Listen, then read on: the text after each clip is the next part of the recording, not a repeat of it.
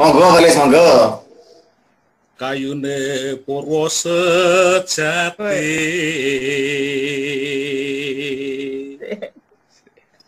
pangira jagat godhong kinarya rumembe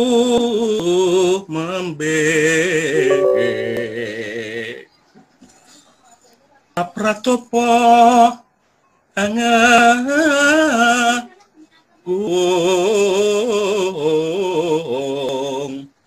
kembang lintang seloko langit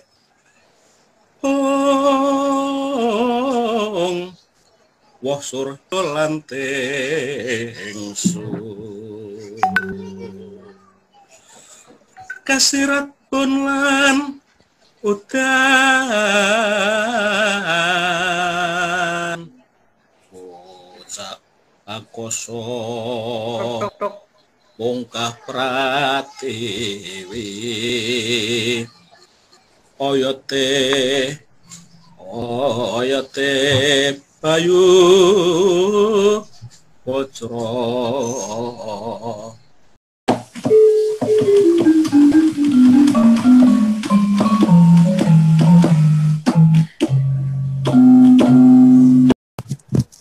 Mohon maaf Bapak, Ibu semuanya, sepertinya sekarang aja ya Bapak Ibu. Mohon maaf tiba-tiba musiknya ya.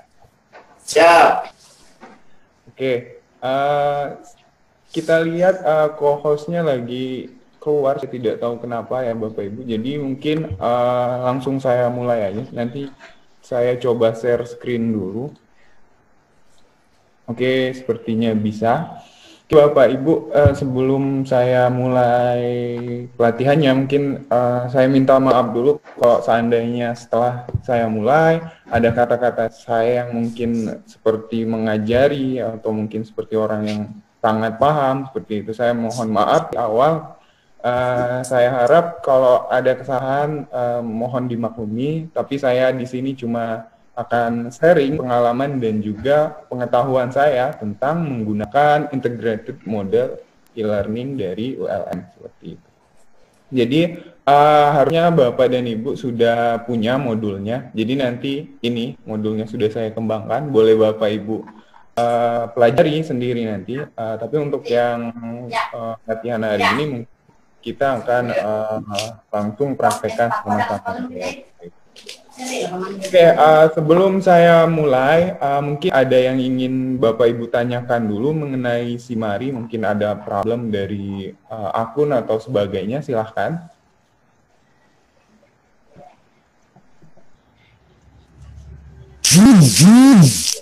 Oke, kalau tidak ada, mungkin langsung kita mulai aja ya Bapak Ibu semuanya.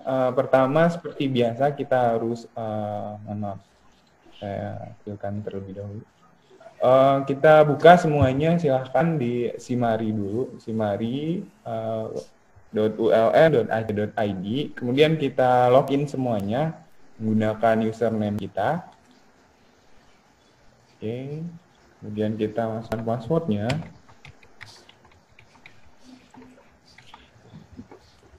Kita login. Nanti mungkin setelah saya menjelaskan suatu activity atau kemudian resource, kalau seandainya ada yang ingin ditanya, karena kita nggak ada moderator, jadi nanti langsung celah aja, tidak apa-apa Bapak Ibu, langsung nyalakan saja dan langsung tanya ke saya, Bapak, misalnya apa yang harus saya lakukan, seperti itu. Itu tidak apa-apa ya Bapak Ibu. Oke, kita buka Simarinya. Saya rasa Bapak Ibu sudah pernah semua ya mengakses Simari, langsung klik di sini di bagian e-learning, kemudian kunjungi situs. Jadi di sini juga ada panduan yang dibuat sama Pak Itkon, kalau mau akses juga itu di sini. Tapi untuk saat ini kita langsung mengakses situs e-learningnya dengan klik pada bagian sini. Oke. Nah, di bagian landing page, Bapak Ibu, jadi ada beberapa e-learning yang sudah berjalan. Mungkin untuk Bapak Ibu yang sudah lama mengajar itu banyak, mungkin bisa sampai ke bawah. Kebetulan kalau saya baru dari 2017 19 berarti, jadi baru ada 4 semester di sini. Nah, yang pertama, kalau seandainya Bapak Ibu memiliki mata kuliah di semester pendek atau antara PAT, itu bisa langsung akses yang sini. Kita buka di new tab aja. Kalau seandainya tidak ada, mungkin nanti Bapak Ibu pakai yang sebelumnya. Jadi ada semester. Terserah ambil yang mana aja. Mungkin yang belum terlalu disentuh course learning-nya atau mata kuliahnya, bisa Bapak Ibu buka. Mungkin saya ambil yang semester sebelumnya. Jadi ada 2. Sekarang silahkan diakses. Nah, kalau untuk yang semester berjalan, berarti itu masa PAT, itu kelas saya hanya ada 1, kemudian ini yang khusus dibuatkan oleh admin e-learning kita untuk praktikum hari ini, yaitu workshop KIP kelas B. Jadi ini tampilan dari dashboard e-learning kita. Ini untuk yang semester kemarin yang sudah berjalan. Jadi kebetulan saya ada beberapa mata kuliah. Maaf Mas Nanti Andre. mungkin, Maaf ya? Mas Andre. Iya. Iya, Bapak. Ya, di layar ini kami tidak melihat, hanya yang kami lihat itu modul panduan penggunaan. Atau Mas Andre belum share screen ya? Oh, Baru sampul kelihatan ya? Iya, ini hanya iya. sampul saja. Coba saya cek dulu. Jadi supaya kami bisa lihat, mungkin share screen supaya gerakannya connect dengan apa yang disampaikan Mas Andre ya. Terima kasih Pak. Tadi sepertinya yang saya share itu Iya, hanya modulnya. PDF ya. Oke, kalau sekarang sudah Pak? Belum. Jadi kan Mas Andre tadi bicara soal ini sudah di dashboard ini. Oke. Oh ya. Oke, ini baru di Baiklah. dashboard ya. Ini Kembali saya, lagi. saya ulangi lagi ya Pak ya. Jadi tadi Dari mana maksudnya? login, Pertama. Ya, oke, mungkin dari Ya, pertama. ulangi. dari awal ya Pak ya. Ya, Ya, dari pertama awal, aja. Pak. Ya. Yuk. Ya. Baiklah, terima kasih Pak sudah mengingatkan saya tadi. Oke, yang pertama kita buka ULM, Simari ULM seperti biasa. Kemudian kita masukkan akun kita di sini, username dan juga passwordnya. Kita login seperti biasa ya Bapak, Ibu. Kemudian di sini langsung saja klik di bagian e-learning ULM dan kunjungi situs. Nah, seperti yang saya sudah jelaskan tadi, kalau di landing page ULM itu e-learningnya, itu ada yang pertama itu semester yang sedang berjalan. Berarti kalau sekarang semester antara, di sini semester sebelumnya. Nah, kita buka 2. Kalau yang ada semester antara silahkan dibuka. Nanti dashboardnya seperti ini. Kalau yang semester sebelumnya mungkin di sini, saya di tab itu ada semester yang sebelumnya. Jadi ada mata kuliah yang sudah berjalan di semester sebelumnya. Nah, ini tampilan dashboardnya. Kemudian mungkin yang pertama saya rasa untuk user interface-nya Bapak Ibu sudah paham, sudah tahu kalau di sini ada site home itu untuk balik ke halaman utamanya, kalender itu untuk jadwal dari course yang kita buat, kemudian ini adalah course yang ada atau yang dapat kita kembangkan seperti itu. Mungkin dari awal lagi ya, dari kembalikan ke dashboard, kita prakteknya, Bapak Ibu silahkan buka salah satu course-nya. Kalau yang sudah berisi mungkin seperti punya saya, kalau ada isinya Bapak Ibu ya, itu dibiarkan aja, nanti kita edit sama-sama, jadi kita coba terapkan sama-sama. Nah, kalau saya buka yang untuk praktikum hari ini. Jadi inilah tampilan dari course atau tempat mata kuliah kita nanti ketika pertama kali dibuka, itu masih kosong seperti ini. Jadi hanya ada announcement atau kalau bahasa Indonesianya itu untuk mengumumkan sesuatu, ini adalah activity forum. Jadi pertama, untuk mengedit course, Bapak Ibu cukup tekan tombol yang ada di sini, turn editing on. Ketika ini ditekan, maka akan muncul semua editing option atau setting yang bisa kita atur sedemikian rupa. Jadi yang pertama itu yang paling penting adalah kita klik. Saya ulangi sekali lagi. Kalau ada yang ketinggalan, saya pelan-pelan aja ya Bapak Ibu. Klik turn editing on, kemudian muncul pengaturan dari activity dan juga keseluruhan dari course-nya. Seperti itu. Mungkin yang pertama yang paling penting ketika kita membuat sebuah course e-learning itu adalah kita membuat identitas dari mata kuliahnya dulu. Jadi kita kenalkan ini mata kuliah apa, kemudian materi apa yang akan kita sampaikan, mungkin kemudian profil dari dosennya. Kenapa? Karena ketika kita mengajar melalui daring atau online, kita tidak bisa bertemu langsung kepada mahasiswa kita. Jadi otomatis mereka harus melihat siapa sih sebenarnya dosen yang akan mengajar. Paling tidak kita kasih kontak dan juga biodata, simple atau sederhana dari dosen seperti itu. Pertama-tama setelah turn editing on tadi, kita akan mengisi di sini identitas. Caranya adalah kita klik di edit di sini di paling atas, klik saja seperti ini, kemudian akan muncul drop down menu. Drop down menunya adalah edit section. Sekali lagi, edit, pelan. Kita klik edit section di sini. Nah, di sini default-nya atau otomatisnya ketika kita membuat sebuah course baru, itu pasti general di sini. Karena kita akan membuat identitas, kita klik checkbox di sini, custom, kita tulis. Simpelnya mungkin seperti ini. Kita ketik identitas mata kuliah misalnya. Identitas saja. Setelah itu enter saja. Di sini akan berubah seperti ini, identitas.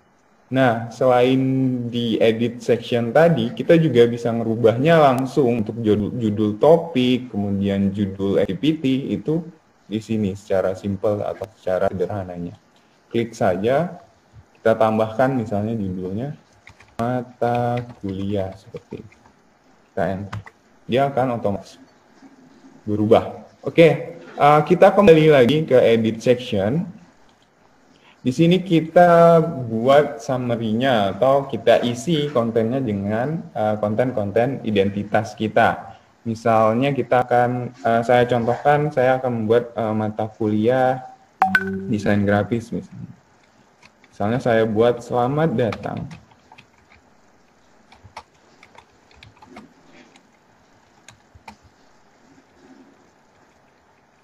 Kuliah, nah, di bawahnya saya enter mungkin. Di sini ada beberapa option untuk toolbar. Toggle-nya saya klik, itu akan memunculkan option yang lebih banyak lagi. Jadi mungkin saya buat desain grafis seperti ini Bapak Ibu. Nah, seperti ini. Kemudian ini bisa kita atur semuanya, misalnya saya blok, kemudian saya klik center. Kemudian di sini saya mau membesarkan tulisannya, misalnya mungkin lebih besar lagi 36. Oke, di bawahnya karena ini adalah sebuah profil dari dosen beserta identitas mata kuliah, nanti mungkin kita buat deskripsinya, itu saya bisa menambahkan foto. Untuk menambahkan foto, video atau sejenisnya, itu di sini ada media. Dan di sini ada emoticon juga, di sini ada link. Tapi saya akan menambahkan foto ya. Jadi kita insert edit image di sini. Nah, di bagian ini adalah jendela atau windows dari insert edit image. Cara menguploadnya sederhana saja ya Bapak Ibu. Kita klik di find or upload an image di atas ini. Kemudian di sini ada beberapa pilihan. JSON file, server file, embed file, URL download, atau dari Wikipedia. Tapi karena kita akan menggunakan foto kita sendiri, jadi kita klik yang bagian upload file, kemudian kita klik pada bagian choose file. Sekali lagi, di bagian upload file, klik yang choose file.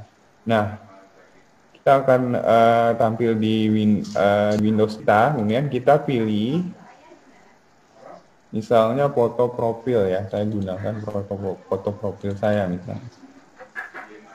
Setelah di sini ada muncul namanya, kita klik di bagian Save As itu untuk menyimpan di dalam Simari itu apa namanya seperti itu. Kita klik foto misalnya seperti itu.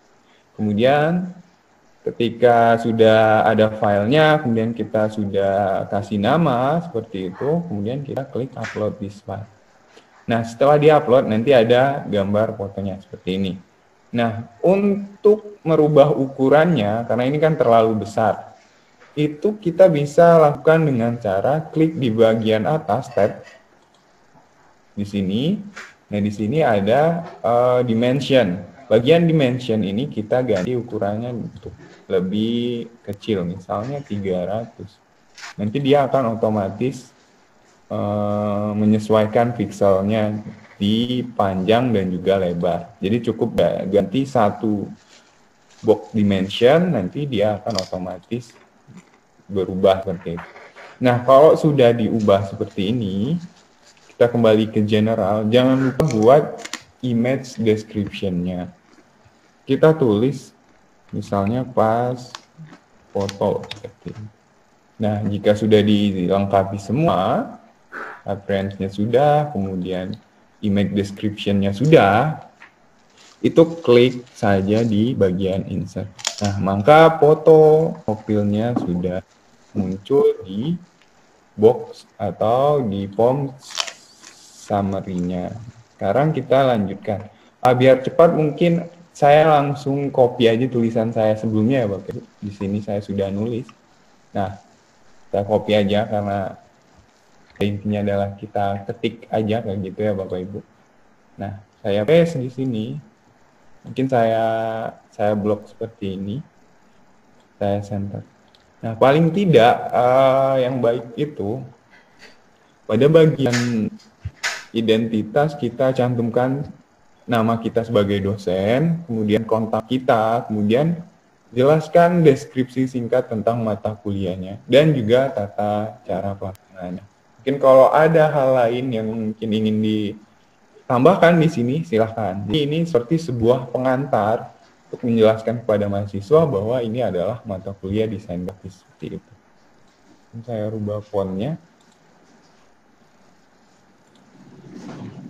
seperti ini. Kalau mau merubah font ya Bapak Ibu.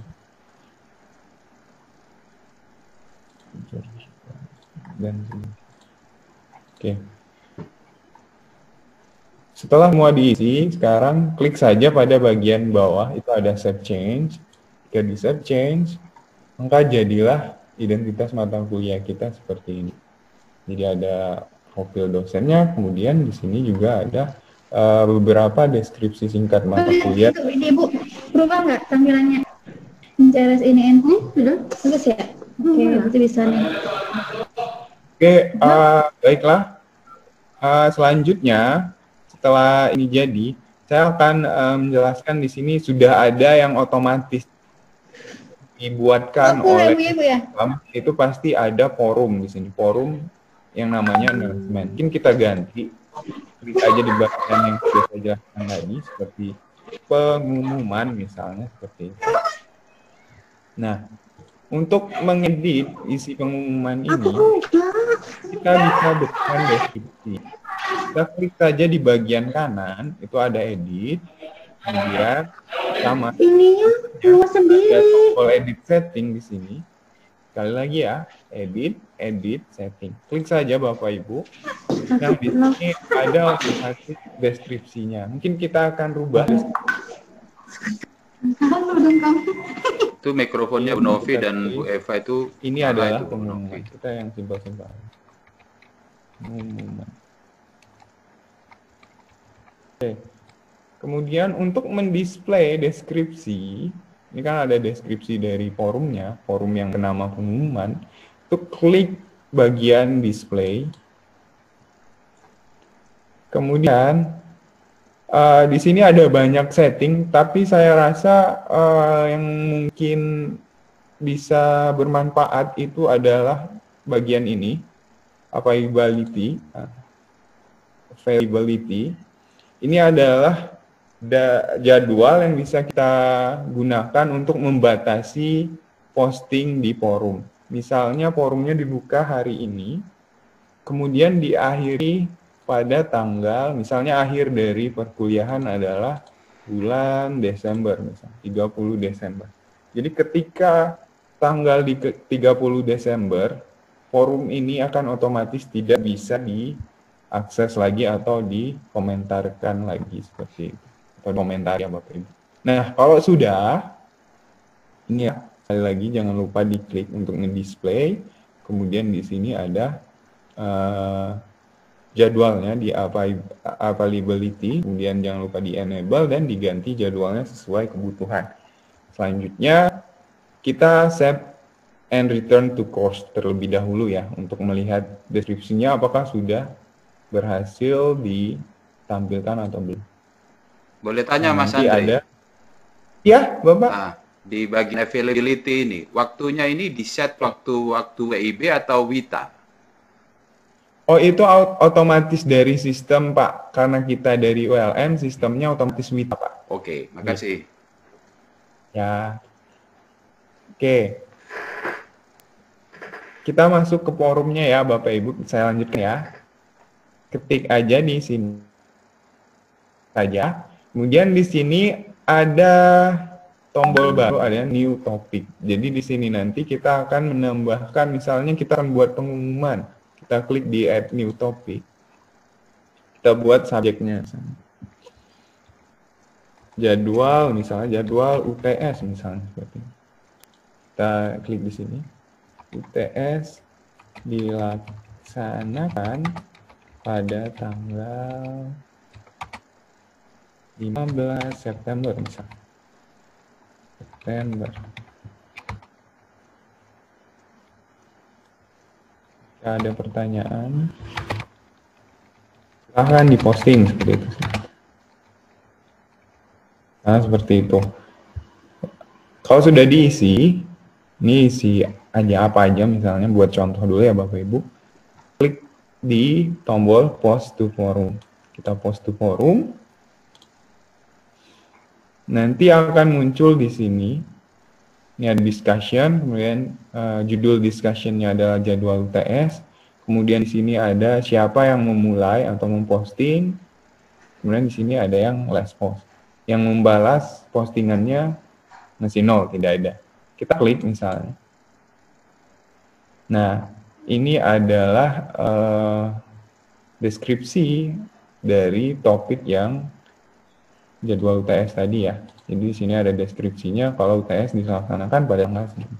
Sini ada beberapa option, bisa kita delete dan bisa kita replay dan juga diedit. Dan nanti kalau di replay,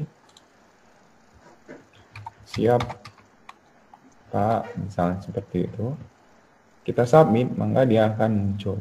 Nah, jadi itu untuk mengedit forum yang di awal sebagai pengumuman seperti itu ya Bapak Ibu. Oke, untuk forum saya rasa sampai di sini aja. Kalau ada yang ditanyakan dulu silahkan.